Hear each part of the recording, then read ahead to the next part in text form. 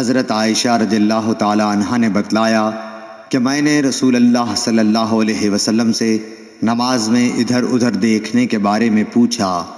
آپ نے فرمایا کہ یہ تو ڈاکہ ہے جو شیطان بندے کی نماز پر ڈالتا ہے۔ صحیح بخاری حدیث نمبر 751۔ حضرت عائشہ رضی اللہ تعالی عنہا سے روایت ہے کہ نبی کریم صلی اللہ علیہ وسلم نے ایک دھاری دار چادر میں نماز پڑھی، پھر فرمایا کہ اس کے نقش و نگار نے مجھے غافل کر دیا، اسے لے جا کر ابو جہم کو واپس کر دو اور ان سے بجائے اس کے سادی چادر مانگ لاؤ۔ صحیح بخاری حدیث نمبر 752۔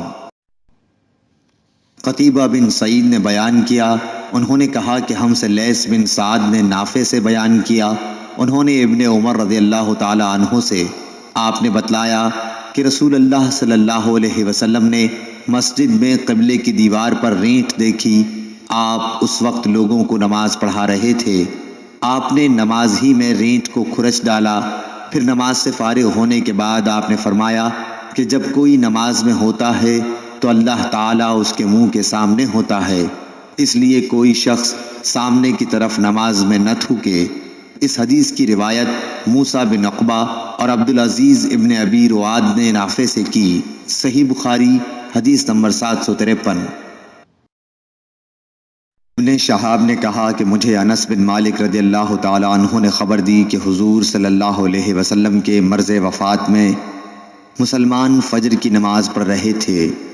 اچانک رسول اللہ صلی اللہ علیہ وسلم نے حضرت عائشہ رضی اللہ تعالی عنہا کے حجرے سے پردہ ہٹایا۔ آپ نے صحابہ کو دیکھا، سب لوگ صفیں باندھے ہوئے تھے۔ آپ خوشی سے خوب کھل کر مسکرائے اور ابو بکر رضی اللہ تعالی عنہ نے آپ کو دیکھ کر پیچھے ہٹنا چاہا تاکہ صف میں مل جائیں۔ آپ نے سمجھا کہ حضور صلی اللہ علیہ وسلم تشریف لا رہے ہیں۔ صحابہ آپ کو دیکھ کر خوشی سے اس قدر بے قرار ہوئے کہ گویا نماز ہی چھوڑ دیں گے، لیکن حضرت صلی اللہ علیہ وسلم نے اشارہ کیا کہ اپنی نماز پوری کر لو اور پردہ ڈال لیا۔ اسی دن چاشت کو آپ نے وفات پائی۔ صحیح بخاری حدیث نمبر 754۔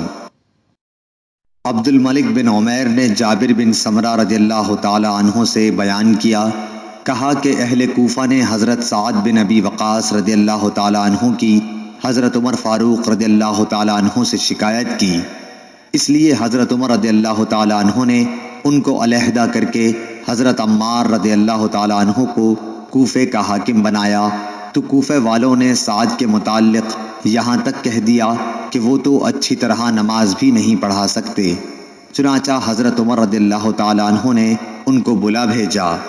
آپ نے ان سے پوچھا کہ اے ابو اسحاق، ان کوفے والوں کا خیال ہے کہ تم اچھی طرح نماز نہیں پڑھا سکتے ہو۔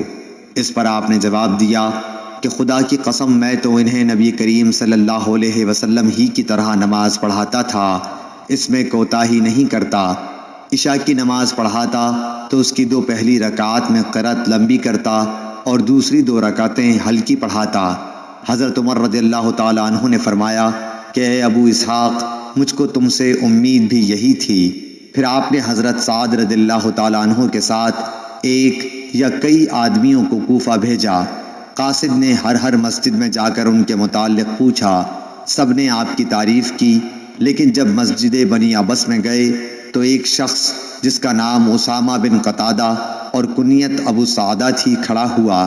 اس نے کہا کہ جب آپ نے خدا کا واسطہ دے کر پوچھا ہے تو سنیے کہ سعد نہ فوج کے ساتھ خود جہاد کرتے تھے، نہ مال غنیمت کی تقسیم صحیح کرتے تھے، اور نہ فیصلے میں عدل و انصاف کرتے تھے۔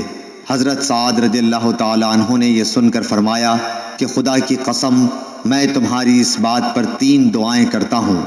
اے اللہ، اگر تیرا یہ بندہ جھوٹا ہے اور صرف ریا و نمود کے لیے کھڑا ہوا ہے تو اس کی عمر دراز کر اور اسے خوب محتاج بنا اور اسے فتنوں میں مبتلا کر۔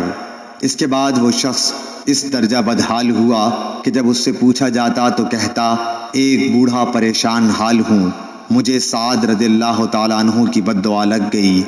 عبد الملک نے بیان کیا کہ میں نے اسے دیکھا، اس کی بھویں بڑھاپے کی وجہ سے آنکھوں پر آ گئی تھیں، لیکن اب بھی راستوں میں وہ لڑکیوں کو چھیڑتا۔ صحیح بخاری حدیث نمبر 755۔